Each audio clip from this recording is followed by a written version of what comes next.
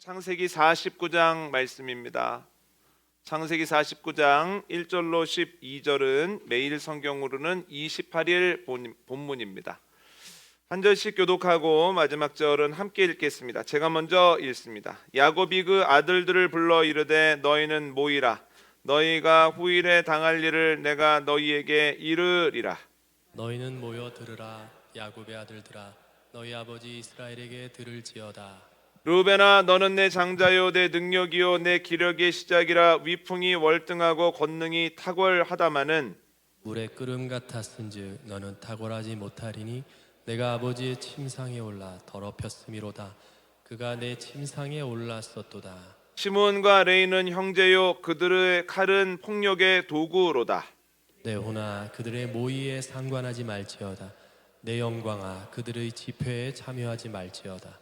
그들이 그들의 분노대로 사람을 죽이고 그들의 혈기대로 소의 발목 힘줄을 끊었음이로다. 그 노여움이 혹독하니 저주를 받을 것이요 분기가 맹렬하니 저주를 받을 것이라. 내가 그들을 야곱 중에서 나누며 이스라엘 중에서 흩으리로다. 유다야, 너는 내 형제의 찬송이 될지라. 내 손이 내 원수의 목을 잡을 것이요 내 아버지의 아들들이 내 앞에 절하리로다. 유다는 사자 새끼로다. 내 아들아, 너는 움킨 것을 찢고 올라갔도다. 그가 엎드리고 웅크림이 숫사자 같고 암사자 같으니 누가 그를 범할 수 있으랴. 규가 유다를 떠나지 아니하며 통치자의 지팡이가 그 발 사이에서 떠나지 아니하기를 실로가 오시기까지 이르리니 그에게 모든 백성이 복종하리로다. 그의 나귀를 포도나무에 매며 그의 암나귀 새끼를 아름다운 포도나무에 맬 것이며 또 그것을 포도주에 빨며 그의 목장을 포도즙에 빨리로다. 그의 눈은 포도주로 인하여 붉겠고 그의 이는 우유로 말미암아 희리로다. 아멘.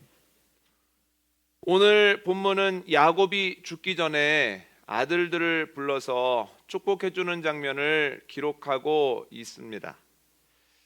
그런데 자녀들에게 해주는 기도의 내용이 아들마다 다르다는 거예요. 그 내용을 보고, 그리고 야곱이 오늘 본문에 나오는 것처럼 장래 일을 너희에게 이르리라 라고 말하는 것을 보고, 야, 야곱이 자녀들에게 예언적인 기도를 해주었다라고 말하는 이가 있습니다. 그런데 우리가 분명히 알아야 하는 것은 야곱은 자녀들에게 예언적으로 기도해 준 것이 아니라는 거예요. 생각해 보십시오. 야곱도 한치 앞을 모르며 인생을 살았습니다. 그가 한치 앞을 알았다면 거짓말까지 해가면서 형 대신에 축복 기도를 받았겠습니까? 받을 때는 축복 기도였는데 그것 때문에 얼마나 많은 고통을 당했습니까? 얼마나 불안하게 살았습니까? 그가 앞일을 알 수 있었다면 그가 아무리 다급한들 고약한 라반의 집으로 갔겠습니까? 다른 방법을 찾았겠지요. 또한 고향으로 돌아가다 말고 이유 없이 숲곳에 머물러 살았겠습니까? 디나가 어려운 일을 당할 것이라고 하는 것을 알았다면 말이죠. 또한 한치 앞을 알았다면 요셉을 형들이 일하는 곳에 보냈겠습니까? 야곱도 한치 앞을 알지 못하고 살았는데 어떻게 자녀들의 삶, 그리고 자녀들의 자손들의 그 일까지 알 수 있겠습니까? 그래서 무엇인가를 알고 예언적 기도를 해준 것 아니라는 거예요. 그럼 이렇게 생각하실 수도 있습니다. 아, 그러면 야곱의 기도에 능력이 있나 봐. 알고 한 것은 아닌데 하나님께서 영감을 주셔서 기도했더니 그대로 되잖아. 그런데 여러분 생각해 보십시오. 야곱이 형인 척하고 아버지 이삭에게 들어가서 기도를 받죠. 뭔가 미심적인 것이 있어서 자꾸 확인하기는 했습니다만, 그러나 이삭이 야곱을 에서라고 생각을 하고 마음껏 축복을 하지 않습니까? 에서가 뒤늦게 들어와 아버지께 울면서 이야기를 합니다. 저에게 남은 복 없습니까? 야곱에게 빌어주지 않은 복은 없나요? 그랬더니 하나도 없어. 내가 넌 줄 알고 다 빌어줬어. 그러니 땅은 너에게 토산물을 내지 않을 거야. 너는 땅을 갖지 못할 거야. 너는 칼에 의지하면서 살 거야. 너는 동생을 섬기면서 살 거야. 그러나 하나 위안이 되는 것은 때가 되어지면 그 멍에를 벗을 거야. 이 정도 기도를 해줬다고 하는 거예요. 그런데 여러분, 에서와 야곱이 만날 때를 한번 생각해 보십시오. 에서에게 땅이 많습니다. 그래서 야곱에게 너 나와 함께 같이 가자. 그래서 내가 준 땅에서 너와 네 가족들이 편안하게 살면 좋겠다라고 이야기를 하지 않습니까? 기도대로 된 겁니까? 안 된 겁니까? 기도대로 안 됐다는 거예요. 그 이유가 무엇일까요? 몇 주 전 분이엘 기도회 때 말씀드린 것처럼 하나님께서 야곱과 에서를 화해시키기 위해서 야곱이 준비하기 훨씬 이전부터 준비하셨다는 거예요. 그 준비의 핵심이 무엇입니까? 에서가 어렵지 않게 사는 거예요. 여러분 생각해 보십시오. 에서가 이삭의 기도대로 어렵게 살았다고 생각해 보십시오. 어려운 순간을 만날 때마다 내 기도를 야곱이 가로챘기 때문에, 나에게 남은 것이 아무것도 없기 때문에 내가 이 고생을 평생 하는구나, 이를 빠드득 갈았다면 야곱의 평생에 평안이라고 하는 것이 있었겠습니까? 잘 살다가도 에서에 대한 이야기가 들리면 가슴이 두근두근하고, 아무런 이야기를 듣지 않을 때에도 야, 형이 나를 찾아와서 갑자기 나를 어렵게 하는 것 아닌가? 나에게 복수하지 않을까 하는 두려움을 가지고 살지 않겠습니까? 그래서 하나님께서는 계획하셨던 대로 야곱과 에서를 화해시키기 위해서 에서에게 땅도 주시고 넉넉하게도 하시고 그러는 중에 그의 마음을 풀어내셨다는 거예요. 그럼 여러분, 이삭의 기도대로 되는 것이 옳습니까? 아니면 하나님의 계획대로 되는 것이 옳습니까? 하나님의 계획대로 되는 것이 옳다는 거예요. 여러분, 이 믿음이 우리에게도 있기를 원합니다. 하나님께서 기도를 모두 들으시죠. 그러나 기도대로 하시지는 않습니다. 기도보다 더 좋은 것을 주기를 원하신다는 거예요. 그래서 기도할 때 하나님 꼭 이루어 주시기를 원합니다. 제 마음의 손을 알아주시기를 원합니다. 그러나 주님의 계획이 내 뜻과 다르다면 주님의 뜻대로 하옵소서. 내 기도대로 되는 것보다 하나님의 계획대로 되는 것이 훨씬 좋습니다. 시간이 지나고 보면 더욱 그러합니다 라고 간구할 수 있는 지혜와 믿음이 저와 여러분에게 넘치게 되어지기를 원합니다. 그러면 우리는 야곱의 기도를 어떻게 이해해야 할까요? 웬함이라고 하는 학자는 야곱의 기도에 대해서 이렇게 이야기를 합니다. 야곱이 자녀들의 성품과 행동, 그리고 그 이후에 일어나는 삶의 여러 가지 일들을 보고 인과적인 선언을 한 거다. 이게 무슨 뜻이냐면, 야곱이 오랫동안 살아보니, 그리고 많이 경험해보니, 자녀들의 성품과 자녀들의 행동과 그 뒤에 이어지는 여러 가지 일들을 보니, 그냥 일어나는 일이 아니라 원리가 있더라는 거예요. 내가 오래 지나고 뒤를 돌아보니 삶의 공식이 있더라는 거예요. 그래서 자녀들에게 삶의 원리를 가르쳐주고, 이 원리에 따라서 복된 삶을 살아야 돼. 이 원리를 알지 못해서 불필요한 실수를 하거나 이 원리를 알려주는데도 원리를 거스려서 어려움을 겪으면 안 돼라고 하는 것을 기도하는 가운데 자녀들에게, 손주들에게 알려줬다라고 하는 거예요. 그러면 루벤을 통해서 야곱이 깨닫게 된 원리가 무엇인가? 오늘 본문 한번 읽어볼까요? 오늘 본문 3절과 4절입니다. 시작. 루벤아, 너는 내 장자요, 내 능력이요, 내 기력의 시작이라. 위풍이 월등하고 권능이 탁월하다마는 물의 끓음 같았은즉 너는 탁월하지 못하리니 내가 아버지의 침상에 올라 더럽혔음이로다. 그가 내 침상에 올랐었도다. 아멘. 루벤은 야곱의 장자입니다.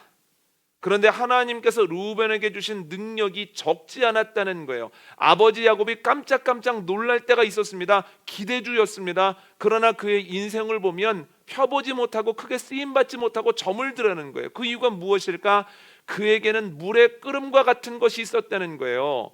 욕구가 너무 강하고 욕망이 너무 커서 큰 실수를 저지르게 되었다라고 하는 거예요. 야곱이 깨닫습니다. 아무리 능력이 많아도, 하나님께 많은 것을 받았어도 그가 정결하지 못하고 그가 제어하지 못하는 욕심이 크면 크게 쓰임 못 받는구나. 쓰임을 받을 것 같다가도 중간에 낙마해버리는구나라고 하는 것을 루벤을 통해서 알게 됐다는 거예요. 주전자에 있는 물을 쓰려고 물을 끓이기 시작합니다. 그런데 물을 너무 세게 가열해서 그 물이 끓어서 대부분이 넘쳐버립니다. 그러면 그 안에 물이 얼마 남지 않아서 얼마 못 쓰거든요. 이와 같이 르우벤에게 많은 달란트를 부어주셨으나 그가 정력의 끌어넘침을 이기지 못하고 실수하였을 때 그가 하나님께 받은 그 많은 달란트들이 탁월하게 쓰임받지 못하더라는 거예요. 르우벤에게만 그런 것이 아니라 성경을 보면 이러한 일들이 반복해서 일어났다라고 하는 거예요. 대표적인 인물이 바로 사사기 14장에 나오는 삼손입니다. 하나님께서 삼손에게 대단한 힘을 주셨습니다. 괴력이라고 말할 수밖에 없습니다. 사람들이 놀랄 만한 힘을 주셨죠. 그런데 그에게는 끌어넘침이 있었다는 거예요. 그래서 사사기 14장을 보면 아버지에게 내가 딥나에 내려가서 한 여인과 결혼하고 오겠습니다 라고 얘기를 하죠. 아버지가 펄쩍 뜁니다. 아니, 우리 민족에게도 괜찮은 이가 많은데 왜 네가 굳이 이방 민족에게까지 가서 결혼을 하려고 하느냐? 아무리 그래도 삼손의 마음을 꺾을 수가 없는 거예요. 그가 딥나로 내려갑니다. 결혼을 합니다. 혼인잔치 중에 서로 시비가 붙습니다. 그러다가 결국 큰 사고가 일어나고 사람들이 삼손을 붙잡아서 연행을 했다는 거예요. 하나님께서 주시는 그 놀라운 권능으로 나귀 턱뼈를 가지고 1000명을 쓰러뜨리지 않았다면 아마 삼손은 허무하게 그때 죽었을 겁니다. 참 안타깝지요. 사사기 16장을 보면 삼손이 또 끌어넘침을 주체하지 못하고 가사에 있는 기생에게로 들어갑니다. 그랬다가 또 포위되죠. 큰일 날 뻔했습니다. 이번에도 하나님이 주신 권능으로 성문짝을 뜯어서 그것을 헤브론 산에 던지지 않았다면 허무하게 죽을 뻔했다라고 하는 거예요.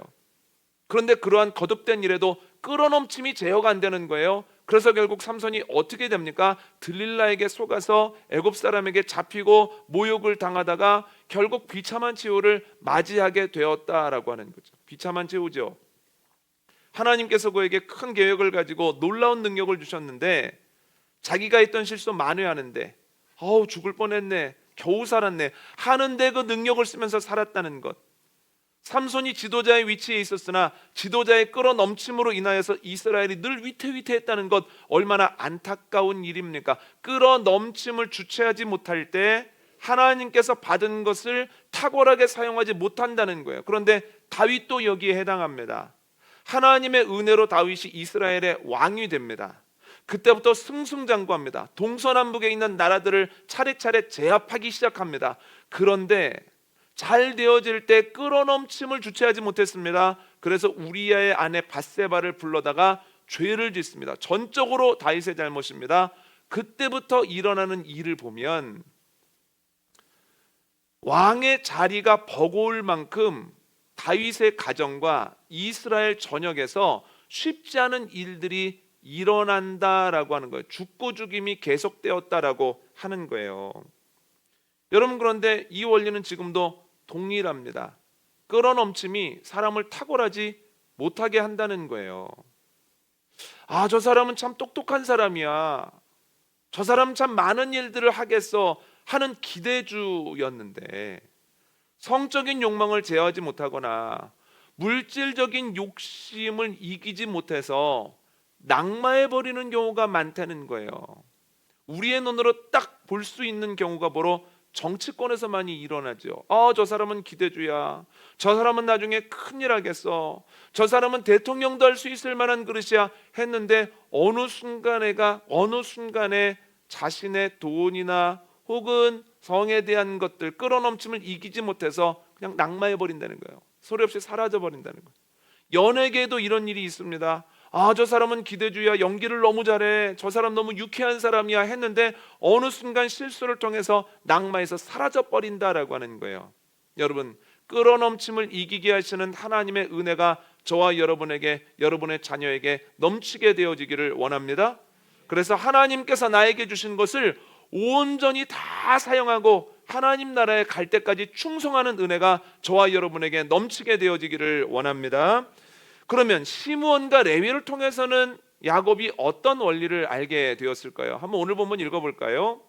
5절로 7절입니다. 시작. 시몬과 레위는 형제요 그들의 칼은 폭력의 도구로다. 내 호나 그들의 모의에 상관하지 말지어다. 내 영광아 그들의 집회에 참여하지 말지어다. 그들이 그들의 분노대로 사람을 죽이고 그들의 혈기대로 소의 발목 힘줄을 끊었음이로다. 그 노여움이 혹독하니 저주를 받을 것이요 분기가 맹렬하니 저주를 받을 것이라.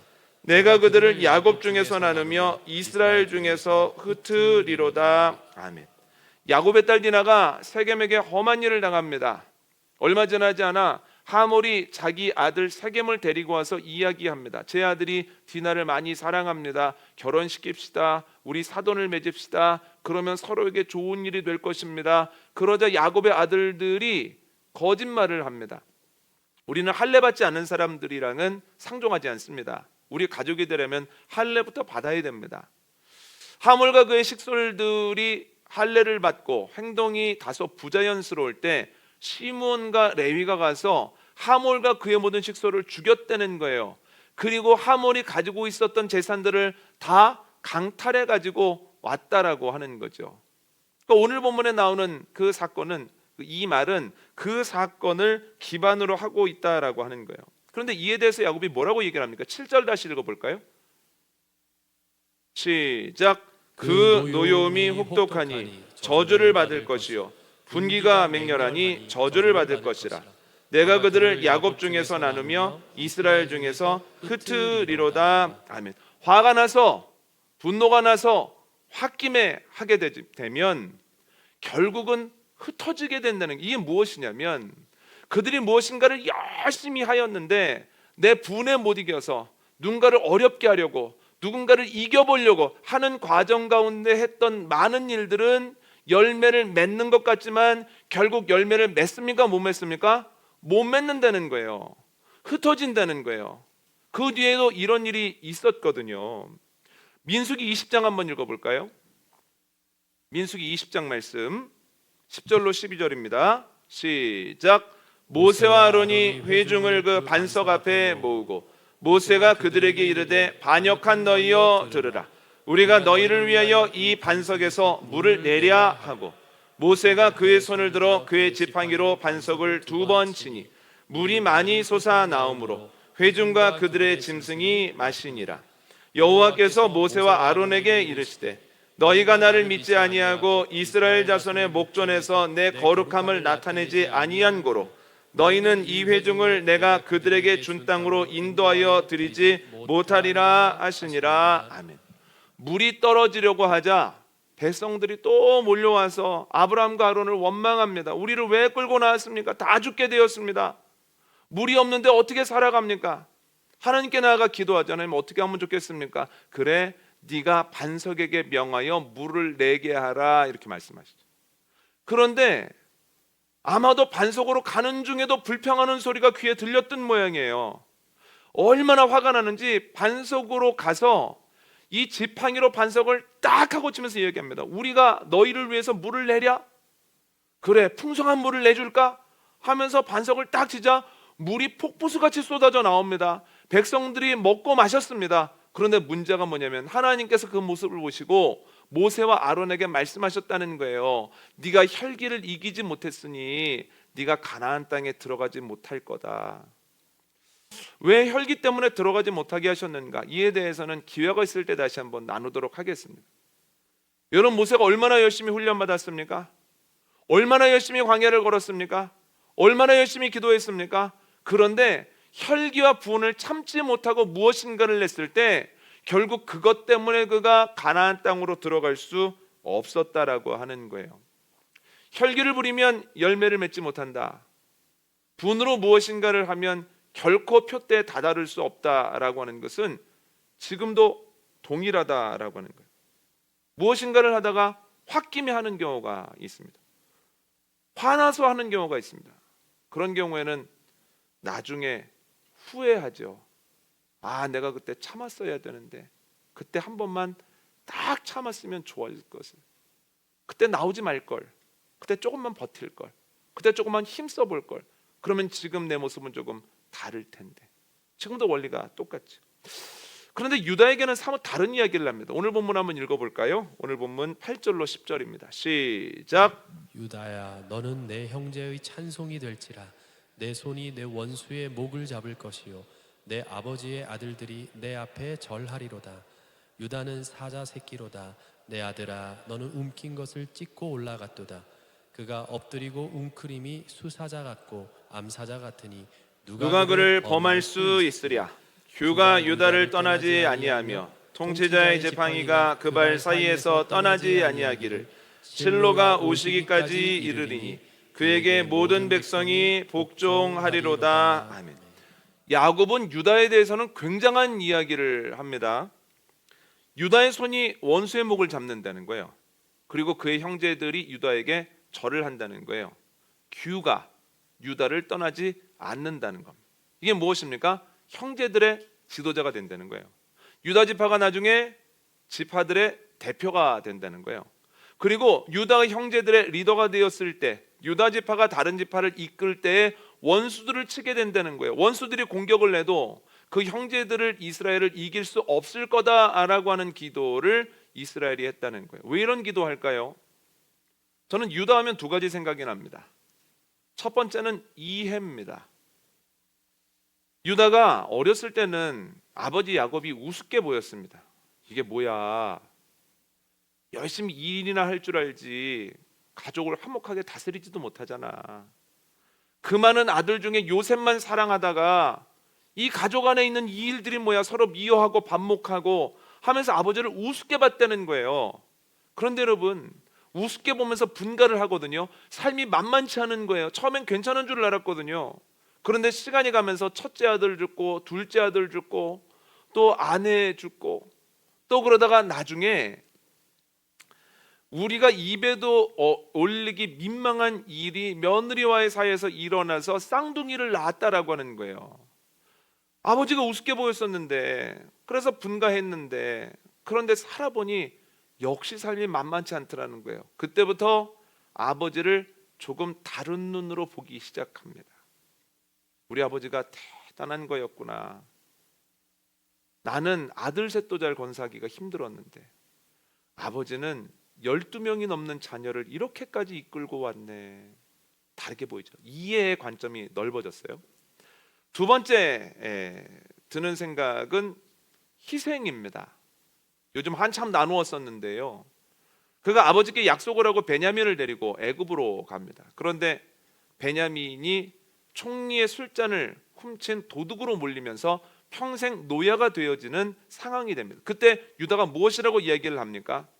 이 아이를 데리고 가지 못하면 우리 아버지가 죽을까 염려가 됩니다. 제가 이 아이 대신에 노예가 될 터이니 이 아이를 놔주십시오.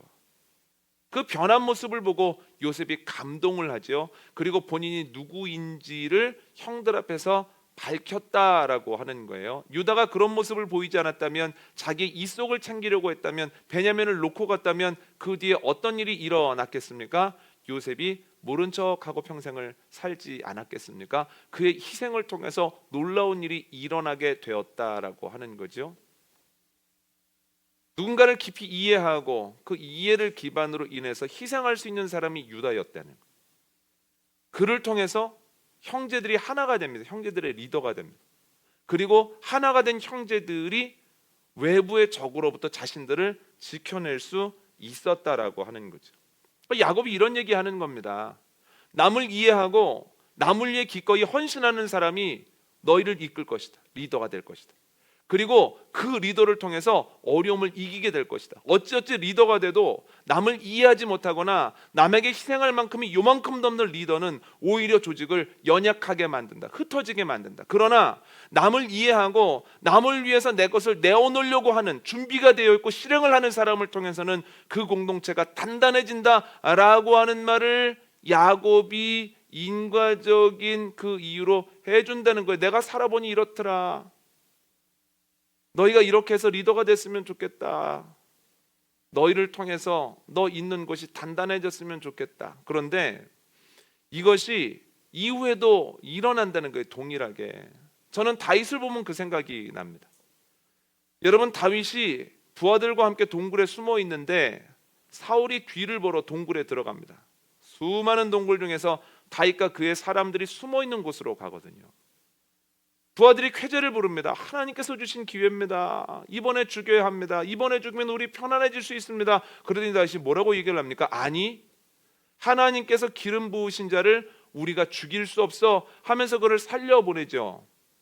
그걸 통해서 부하들이 뭘 느꼈을까요? 처음에는 답답함을 느꼈겠죠. 그러나 시간이 가면서 새록새록 깨닫는 게 무엇이냐면 다윗은 상황에 움직이는 사람이 아니라는 거예요. 하나님의 말씀에 따라 움직이는 사람이라는 거예요. 하나님의 말씀에 따라 움직이기 때문에 때로 부하들이 다윗을 다 이해할 수는 없었으나, 그때 다 받아들일 수는 없었으나, 그래, 다윗은 하나님의 뜻대로 움직이는 사람이잖아, 손해를 보더라도 하나님의 뜻이라면 그거 하는 사람이잖아 하는 마음을 가지고 다윗을 더 믿었다는 거예요. 그러한 리더십이 다윗을 더욱 단단한 리더로 만들어가고 그 조직을 더욱 강력하게 만들어갔다라고 하는 거예요. 여러분, 지금도 마찬가지입니다. 누군가를 이해하고 공동체를 위해서 희생할 수 있는 사람들을 통해서 공동체는 더 하나가 되어지고 공동체는 어려움을 이길 수 있게 된다라고 하는 거예요. 여러분, 우리나라가 그러한 공동체가 되도록 지도자들을 위해 기도하고 국민들을 위해 기도하게 되어지기를 원합니다. 생명문교회도 그러한 공동체 되어지기를 원합니다. 서로가 서로를 이해하고 서로를 위해서 희생하기를 결단할 때 세상이 어려워졌다고 하고 예전보다 각박해졌다고 하지만 그러나 넉넉하게 이기는 교회 되어지기를 원합니다. 또한 그러한 가정 되어지기를 원합니다. 가까이 있는 사람을 이해하기가 제일 어렵습니다. 제일 힘이 듭니다, 용서하기가. 그러나 하나님이 주시는 지혜로 이해하고 하나님의 마음으로 그를 용서하는 가운데 내가 희생해야 할 것들을 꽉 이를 물면서 희생하는 가운데 가정이 더욱 하나가 되어지고 가정이 하나님 보시기에 모든 어려움을 이길 수 있는 능력의 공동체가 되어지는 은혜가 저와 여러분의 가정에 넘치게 되어지기를 원합니다. 그런데 오늘 본문을 보면서 이런 생각을 했습니다. 야곱을 보니 우리가 두 가지를 해야 되겠구나. 첫 번째는 이것입니다. 영적 자산으로 변환시켜야 된다라고 하는 거예요. 여러분, 야곱의 삶이 자기 마음대로 됐습니까? 마음대로 안 됐습니까? 마음대로 안 됐다는 거예요. 좀 심하게 말하면 자기 마음대로 된 것을 찾기가 어렵다는 거예요. 그런데 그가 하나님 나라의 부르심을 받기 직전에 보니 자기 마음대로는 안 됐는데 영적인 자산이 상당하다는 거예요. 내가 살아보니까, 내가 하나님 앞에서 지내보니까 이건 이런 원리로 작동한 거야. 너희 알고 있어야 돼. 너 이 원리에 따라서 복된 삶을 살아야 돼. 영적 자산이 상당하죠. 영적인 거부입니다. 그거 어떻게 영적인 자산을 이렇게 많이 갖게 되었을까? 할아버지가 아브라함이고 아버지가 이삭이기 때문일까? 물려받은 게 많을까? 여러분, 그런데 이것 또한 부정할 수는 없습니다. 야곱만큼 영적 자산을 많이 받은 사람도 드뭅니다. 이에 대해서는 이번 주일 설교 때 나눌 예정인데요. 그러나 분명한 것은 할아버지와 아버지로부터 물려받은 영적 자산만을 가지고 오늘 본문에 나오는 이야기들을 자손들에게 해줄 수는 없다는 거예요. 아주 구체적이잖아요. 아주 확신이 있잖아요. 이렇게 살았으면 좋겠다라고 마음을 다하여 기도하지 않습니까? 이것을 보면 단순히 물려받은 영적 자산이 아니다라고 하는 거죠. 그럼 영적 자산을 어디서 모았는가? 경험으로부터 모았습니다. 그런 정말 많은 경험을 했습니다. 기가 막힌 경험도 했습니다.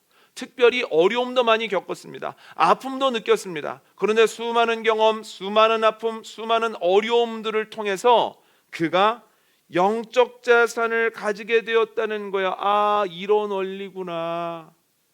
이건 하면 안 되는 거구나. 이걸 하게 되면 이런 일들을 경험하게 되는구나. 이렇게까지 어려울 수 있구나.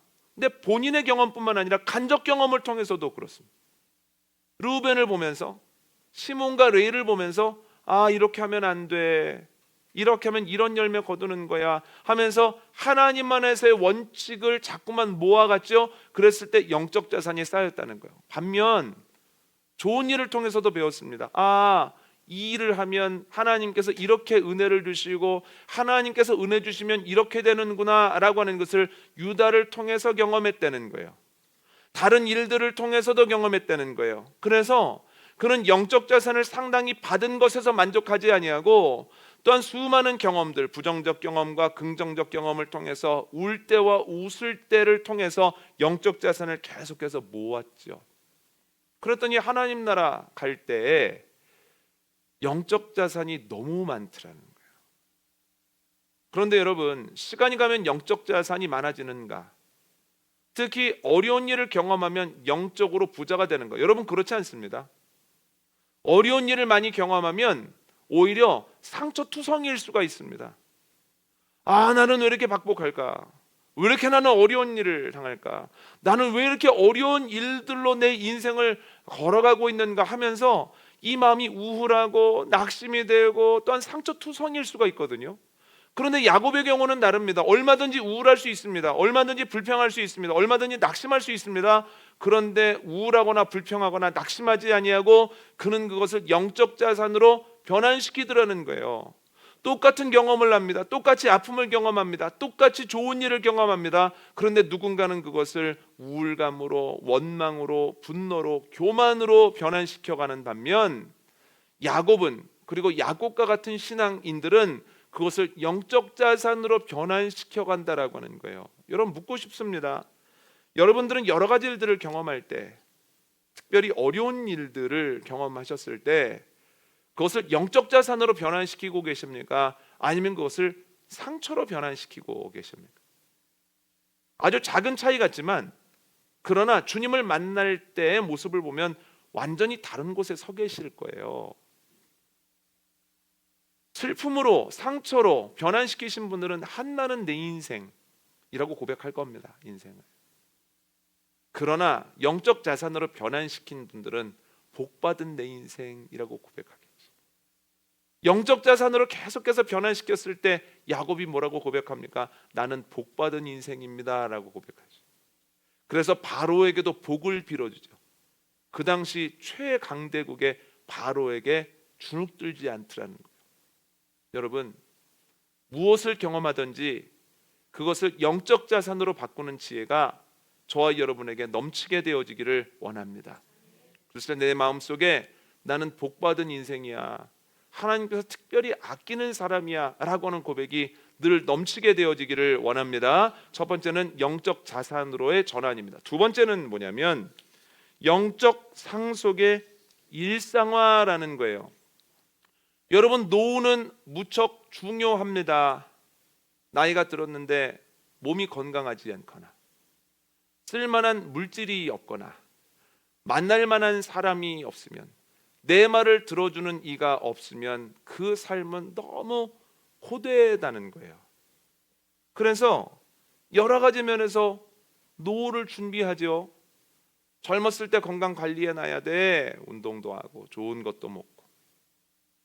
내가 궁핍하지 않으려면 준비해 놔야 돼 하면서 어려운 중에도 노후를 위해서 조금씩 적립을 하기도 하고, 사람들과 좋은 관계를 맺으면서 야, 우리 끝까지 같이 건강해야 돼 라는 이야기도 하거든요. 그런데 여러분, 노후보다 더 중요한 것이 있습니다. 바로 사후입니다. 사후가 얼마나 중요한지 예수님이 노후에 대한 얘기는 많이 안 하셨는데 사후에 대한 얘기는 반복적으로 하시죠. 마지막 때에 대한 말씀을 하시죠. 마지막 때에 대해서 뭐라고 말씀하십니까?